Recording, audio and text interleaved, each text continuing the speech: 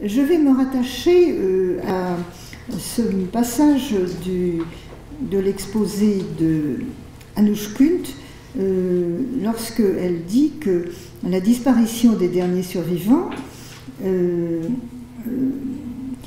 n'est pas sans rapport avec l'approche que leurs descendants font de son empreinte spatiale. Il se trouve que, effectivement, je vais vous parler d'un voyage que j'ai fait. Alors, je ne sais pas où, et c'est la question que je me pose en vous racontant ce voyage. Je me demande où j'ai été. Et j'ai effectué ce voyage, effectivement, après la mort de mes parents. Donc, dans de nombreux écrits destinés surtout à des lecteurs ignorant le passé des Arméniens de France, j'avais tenté, à partir de 1975, de traduire la mémoire de ce qui s'était transmis aux descendants des survivants du génocide de 1915. Or, en janvier 2012, avec la fin de mes 30 ans de collaboration à la traduction des œuvres complètes de Freud, je dus faire le deuil de ce plaisir à partager avec d'autres un travail de pensée exceptionnel, et je profitais de cette circonstance pour prendre une décision à laquelle je ne pouvais plus me dérober. Je décidai d'aller, enfin, pour la première fois, en Turquie, notamment à Bursa, ville d'origine de ma famille dans l'Empire ottoman. J'éprouvais ainsi le besoin, 98 ans après que mes parents en aient été expulsés et déportés sur les routes menant à la mort, de confronter des considérations inspirées par mon travail analytique à celles d'un travail, comme on dit, de terrain. J'essaierai donc de restituer une troublante expérience d'effacement qui a marqué ce premier voyage confronté aux représentations transmises par la mémoire familiale, car j'espère, en vous la racontant, parvenir à comprendre quelque peu le bouleversement que j'en ai ressenti. Mais au préalable, j'aimerais partir de la représentation d'un nulle part, tel qu'il a hanté la plupart des Arméniens de la diaspora, soit inconsciemment dans le silence, soit dans un bain sonore de façons de dire et de penser qui les ont souvent introduits ainsi au monde et dont vous allez entendre un exemple pendant 7 petites minutes. Est-ce que j'ai dit des bêtises? Est-ce que j'ai dit des bêtises? Bah non, je crois pas. Non. Non. Ça va servir à quelque chose? Ah oui. De quoi? À dire ce qui vous est arrivé, votre histoire. Moi, j'ai histoire. Bah oui, vous avez une histoire. Nous avons marché 2 mois. Enfants, la femme enceinte, tout, les vieillards, tout. Enfin, c'était misère, quoi. Mais quand l'exode a commencé, quand vous êtes parti avec vous? Non, je n'étais pas chez mes parents. Quand je suis partie, je suis seule avec les autres. Alors je pleurais, je ne savais pas que faire, où aller. J'avais juste tablier de l'école et un manteau. J'avais 14 ans. 14 ans. Quand je suis arrivée à la groupe, je commençais à pleurer et j'ai entendu Zépur, mon nom, crier quelqu'un. Je croyais que c'est le soleil est venu. C'était une cousine de ma mère. Et puis après, je suis allée seule avec eux. Mais 1 mois après, j'ai trouvé ma mère dans un autre groupe, tout puis tout nu, une chemise de nuit, les cheveux, il n'y a pas payé pour payer. Alors, vous savez qu'est-ce que j'ai senti? Je sentais comme une mendiante, ma mère. Et j'étais très bouleversée. Alors, comme ça, nous sommes ensemble, je continuais nos chemins. J'avais 2 frères, 2 sœurs, plus petits que moi. Après 8 jours, à peine, mon frère est mort, 8 ans. Le matin, je suis levée, puis il est mort à côté de moi. Je dis, maman, Kourken est mort. N'a pas pleuré, ma mère. Elle a dit, c'est bien fait, vous êtes sauvés. Après quelques jours, c'est ma mère morte, ou pas morte, je ne sais pas. Et nous sommes tombés dessus pour pleurer. Et le gendarme est venu, allez, marchez, marchez. Et en pleurant, nous avons quitté. Ma mère était morte, ou pas morte, je ne sais pas.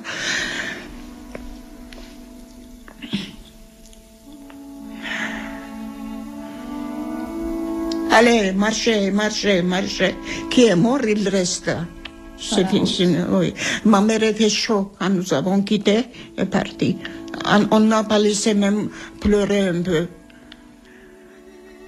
Mon père, je n'ai jamais vu. Je n'ai pas vu mon père.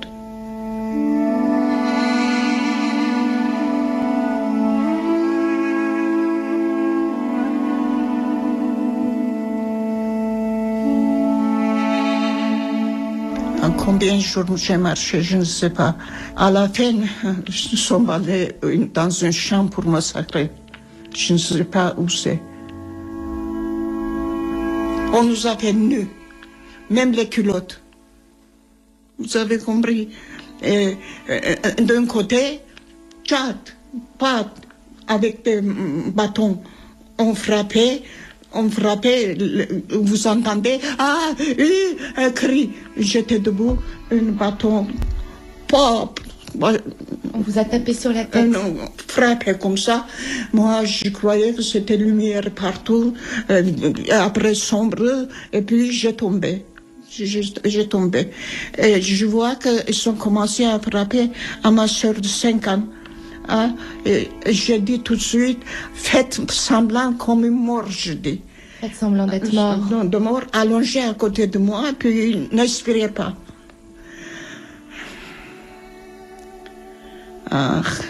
Les mots échappent, vous savez, quand je pense tout ça, les mots échappent.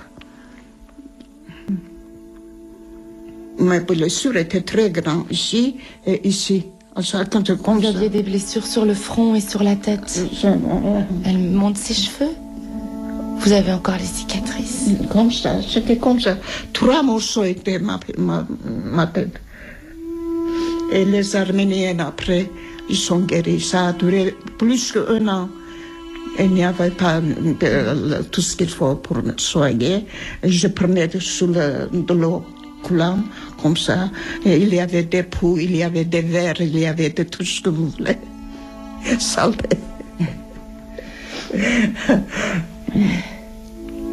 Rire et pleurer, son sœur et frère.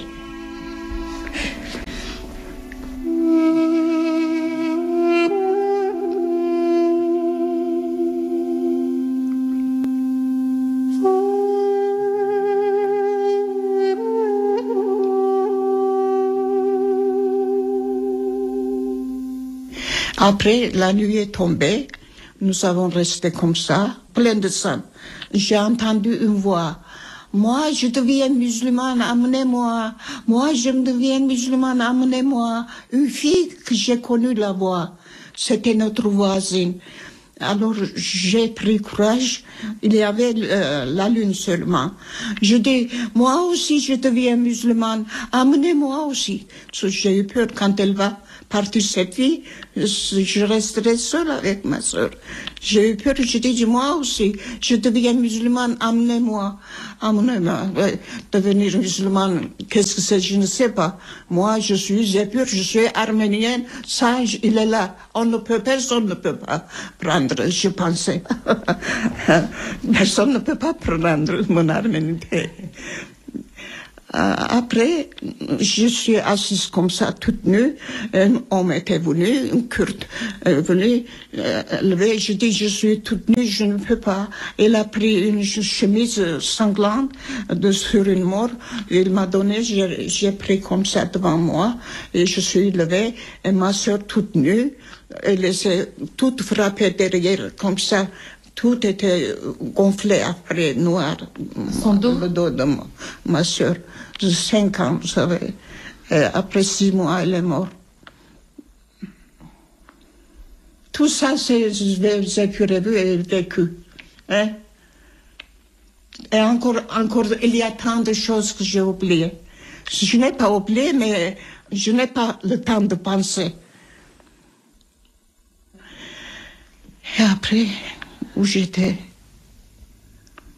je suis perdue.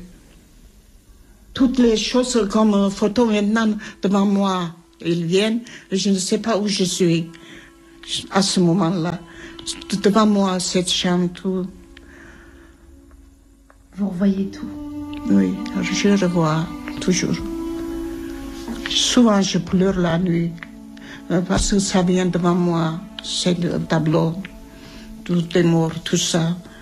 Alors, nous venons d'écouter Zépur Mezbakian, né en 1900 à Trébizonde, décédée en avril 2007 à l'aube de ses 107 ans. Elle parle, à l'âge de 95 ans, sur les ondes de France Inter, dans un entretien avec Robert Fisk, diffusé le 11 mai 2005 à l'émission de Daniel Mermet, Là-bas, si j'y suis. Ayant été profondément touchée par la familiarité de cette langue fautive qu'elle appelle son français cassé, et qui paradoxalement dispose d'une grande richesse lexicale et symbolique pour exprimer une profonde sagesse, une grande indépendance du jugement, voire une certaine jovialité. J'ai recueilli et retranscrit la totalité de ces paroles en conclusion de mon dernier livre, De la cure à l'écriture. Mais vous pouvez, en cherchant sur Internet, entendre la totalité de l'interview qui est très intéressante. En particulier, la seconde partie a aussi cette caractéristique qu'elle montre combien elle se sent heureuse en France. Et quand l'interview, enfin, on lui demande si elle veut aller vivre en Arménie, elle dit « mais moi je suis très bien ici ». Et quand on lui parle de l'Ararat, elle dit « mais enfin nous avons ça ici ». Alors la personne s'étonne et elle dit « mais oui, les Alpes ». Et puis par rapport au fait qu'elle a deux patries, elle chante la chanson de Joséphine Baker, « J'ai deux amours ». Alors, si j'ai été évidemment très touchée par ce type de discours qui m'est familier, c'est parce que les Arméniens de ma génération ont entendu ces choses analogues, soit explicitement, soit implicitement, et c'est quand même cette espèce de nulle part qui s'est transmis dans leur mémoire. Je voulais par ailleurs m'acquitter d'une dette d'amour envers ces vieilles vécues de noir de mon enfance, telles que nous les remémore Gérard Chaliand dans cette représentation que certains d'entre vous reconnaissez sans doute lorsqu'il écrit « J'ai longtemps détesté ces visages de vieilles, vêtues de noir, ressassant un passé de désastre, cercle des vieilles égrénant leur douleur. Aujourd'hui, je revois les vieilles de mon enfance, toujours vêtues de noir, les yeux secs désormais, rivés sur un deuil aux cendres encore vives, cœur muet de l'impossible oubli. » Fin de citation. Alors, les conditions sécurisantes d'un voyage d'études projeté par un psychanalyste accompagné de son fils cinéaste me déterminèrent donc à y prendre part en octobre 2013, bien qu'une telle aventure m'angoissât confusément, malgré la permanence de mon désir depuis un certain temps. En voyant et aimant les films de réalisateurs turcs, j'éprouvais en effet un plaisir imprévu, déstabilisant, à entendre leur langue, celle de mes parents, turcophones, vaguement comprise à l'aide des sous-titres. Et je pensais que si j'avais eu peur jusque-là d'aller dans ce pays, ça n'était pas tant par peur d'y être assassiné, quoique cela arriva parfois dans ces contrées, et même maintenant en France, mais par peur de ressentir que ce pays pouvait être également le mien. Allais-je y rencontrer les traces des représentations nostalgiques de grand-mère? Qu'allais-je en faire? Je craignais d'y revivre à mon propre compte la douleur irrémédiable de ces pertes. Je redoutais en somme de découvrir cet ailleurs d'où je provenais, sans le connaître, mais qui existait bel et bien dans le monde. L'ailleurs d'un père ne confiant qu'à ses amis, et précisément en ce Turc que j'étais censé ne pas comprendre, les étapes de sa déportation. On peut peut-être voir la carte que a établi le traducteur de son récit de déportation. Donc vous voyez, il est né à Bursa, là-bas vous voyez, et ça va jusqu'à Derzor, aller-retour. Alors, son récit, peut-être si vous montrez la première page, a été écrit en turc, mais en écriture arménienne. Et je me suis débattue avec cette affaire depuis que j'ai découvert ce manuscrit, c'est-à-dire depuis 1978. Je l'ai travaillé évidemment dans beaucoup de mes textes et j'ai le plaisir d'annoncer que maintenant il a été publié en Turquie. Le livre vient de sortir.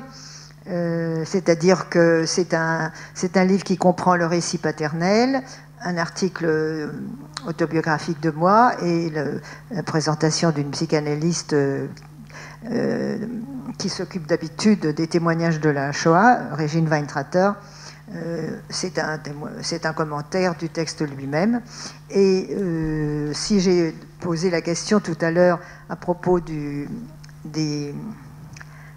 carte d'identité marquée du sceau Retour interdit, c'est parce que l'éditrice a donné ce nom à mon titre, à mon livre, c'est-à-dire Geri Donusu Yok, c'est-à-dire retourner en arrière, pas possible. Et elle voulait avoir des cartes d'identité, je n'ai pas pu en fournir. Bien, bon, ce n'est pas le moment là que je m'attarde là-dessus, mais je poursuis donc mon petit récit de voyage. Alors, n'allais-je pas vivre un vacillement dans les délimitations temporelles et spatiales de mon existence en sécurité, ici, bien loin de cet ailleurs des marches de la mort? De plus, au fur et à mesure qu'approchait dangereusement la date de ce départ, je devais établir dès juillet de nombreux contacts avec des journaux ou éditeurs arméniens, des psychanalystes turcs ou juifs d'Istanbul, cette ville héritière de Byzance, toujours appelée Bolis, Constantinopolis par les miens. Je ressentais comme une intrusion dans ma vie actuelle, cette mise en lien avec des personnes et des lieux inconnus, inquiétants et pourtant essentiels à ma quête. Je me sentais psychiquement déportée vers d'autres lieux que ceux familiers, du pays d'accueil où j'étais née, et passais tranquillement mes vacances en séjour d'été, notamment à Aix-en-Provence. Je compris alors que cette angoisse diffuse, de nombreux actes de manquer à l'approche de ce déplacement existentiel, me déréalisaient dès à présent par rapport au lieu où je me trouvais, hic et nunc. Je n'y étais plus. Je me représentais dans un lieu, excusez-moi, juste un peu, je vous remercie. Donc, je n'y étais plus. Je me représentais dans un lieu sans y être, hanté par un lieu inexistant qui pourtant se révélait avoir été présent en moi depuis toujours. Je compris aussi accessoirement que si je m'étais réfugiée jusque-là dans la représentation rassurante d'une vie octroyée ici à l'abri par un pays d'accueil démocratique et son école républicaine, si j'avais pris plaisir à sa culture et à l'acquisition de celle-ci, le motif inconscient qui m'avait animé avait sans doute été de fuir la réalité des spoliations anéantissant cet ailleurs, dont je connaissais évidemment l'existence, mais dont je n'avais mesuré l'ampleur que par mes lectures récentes, et notamment ce livre qui s'appelle la Turquie et le fantôme arménien de Guillaume Perrier et de Laure Marchand. Prendre conscience des spoliations devenait en fait la seule opération abordable pour moi, car de me sentir descendante privilégiée de survivants à l'extermination d'un peuple et de sa culture, je ne pouvais pas faire grand-chose, pour peu que j'acquiesce à la vie, à celle de mes enfants et à mes liens de travail et d'amitié avec les autres. Or, en découvrant le mercredi 6 novembre 2013 ce qui restait des quartiers arméniens de Boursa, ma désorientation dans l'espace vécue en France se doubla d'une désorientation dans le temps, bien plus troublante que la première, car je vivais celle-ci dans un lieu sans repère, privé de toute référence à une quelconque mémoire inscrite dans l'espace public. Un lieu, en somme, devenu inexistant de par le négationnisme d'un État. Après avoir trouvé à grand-peine et grâce à un guide, derrière des avenues bordées triomphalement d'innombrables tours et centres commerciaux, les incertains quartiers du père et de la grand-mère, il s'agit du père et de la grand-mère maternelle, je n'ai pas connu la grand-mère paternelle, j'eus soudain sous les yeux la représentation de maisons vides aux ouvertures béantes, en loques, affichant la laideur oppressante de la misère, de maisons effondrées à l'abandon. À part quelques-unes qui, après leur appropriation, avaient été retapées sans respect des vieilles pierres, les autres présentaient le spectacle hideux de maisons pillées aux toits éventrés, qui s'affaissaient lentement pour être sans doute remplacés un jour par des buildings effaçant toute mémoire du passé. Retrouver telle ou telle maison, celle de la grand-mère dont je possédais miraculeusement l'acte de propriété, n'avait désormais plus aucun sens, tellement je me sentais égarée, comme dans un cauchemar, dans un lieu fantomatique, hors civilisation, dont je voulus empêcher au plus vite que la représentation s'inscrive en moi. J'étais dangereusement happée par le passé. Ces maisons à l'abandon convoquaient la présence immuable de leurs âmes absentes qui, autrefois, avaient donné vie, là, à des habitations humaines. Et comme sous l'effet d'une sorte de métonymie, c'est le choc de ce spectacle, vers lequel j'avais donc été inconsciemment conduite par avion et bateau, qui fit surgir devant mes yeux, au souvenir de quelques photos, l'hallucination de cohortes d'hommes, de femmes et d'enfants expulsés, chassés, poussés sur les routes vers la mort, quittant définitivement ces maisons, leurs maisons dorénavant sans maître, livrées au pillage. En me représentant ainsi d'où ils avaient dû définitivement partir, je comprenais en le vivant pour la première fois ce qu'avait pu être pour eux un tel départ à jamais. J'avais évidemment lu d'innombrables scènes de cette histoire arménienne, et bien sûr aussi des variantes de celle-ci au destin semblable, par exemple celui des Juifs du Yiddishland éradiqués de la carte de l'Europe. Mais c'était la première fois que devant cette dévastation des pierres, je sentis physiquement la réalité transmise à moi des empreintes de la déportation des êtres. Il y avait donc une énorme différence entre ce dont je connaissais l'existence par les livres ou la mémoire des récits familiaux et ce dont je vivais avec angoisse la réalité. Les vestiges des pierres bouleversaient en moi les délimitations protectrices et m'obligeaient subrepticement à m'identifier aux habitants pourchassés il y a un siècle. Aussi, à mon retour à Paris, entendant l'écrivain israélien Amir Gutfreund raconter lors d'un entretien comment lui était venue l'idée de traiter le sujet de son roman « Les gens indispensables ne meurent jamais », je reconnus dans ses propos une réaction semblable à la mienne. Pendant un premier voyage en Pologne, avec son père, dans la ville d'origine de celui-ci, il s'était arrêté devant une tombe juive datant de mai 1939. Il s'était représenté les gens qui avaient participé à l'enterrement de ce mort-là et qui avaient presque tous été assassinés, peu après, sans avoir de tombe. Les pierres des lieux en déshérence demeurent hantées par les ombres errantes qui ne meurent jamais, comme si elles étalaient au grand jour l'éviction sacrilège des humains hors du monde. Là, je me rattache tout à fait à la présence de l'absence des êtres dont parlait tout à l'heure Anoush Kunt.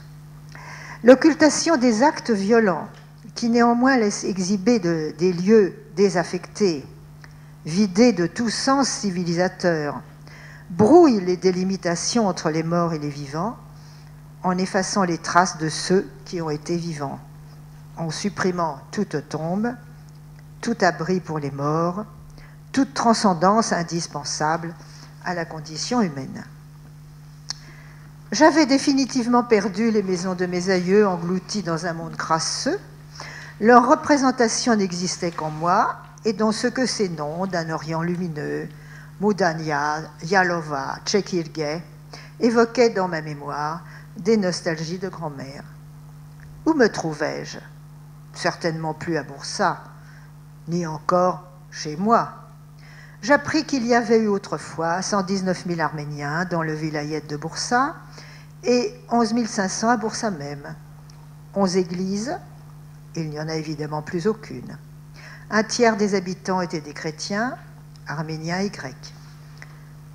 Et pourtant voilà, j'aimais entendre dans les rues cette langue turque qu'on ne m'avait pas apprise, mais qui me replongeait dans la mer environnement de mon enfance. Dans le ferry traversant la mer de Marmara, le car menant de Moudandia à Boursa, le taxi, les rues, les gens étaient en général aimables, pittoresques, curieux des étrangers, prêts à les renseigner, et les ruelles avec forgerons, marchands de beurek et sous-beurek, tapis et épices représentaient à mes yeux un monde douloureusement familier. Où étais-je exactement? De quel point fixe en moi posais-je un regard stable sur ces scènes d'une inquiétante familiarité que j'étais en train de vivre? Me réjouissait-elle? Me désespérait-elle? Joie ou désespoir avait-il encore de la pertinence dans ce lieu où, de l'autre côté du miroir, je n'existais pas? En conclusion, je m'appuierai sur les effets d'une prise de conscience qui se fit rapidement en moi lorsque je me demandais ce qu'il y avait de commun à tous ces représentants de minorités ethniques ou politiques que j'avais rencontrés à Istanbul. Je me disais que je repérais chez tous cette sorte de préoccupation sourde qui se fait envahissante quand on ne se sent pas chez soi, là où l'on vit. Je croyais avoir facilement repéré cette préoccupation du fait même qu'elle m'était étrangère.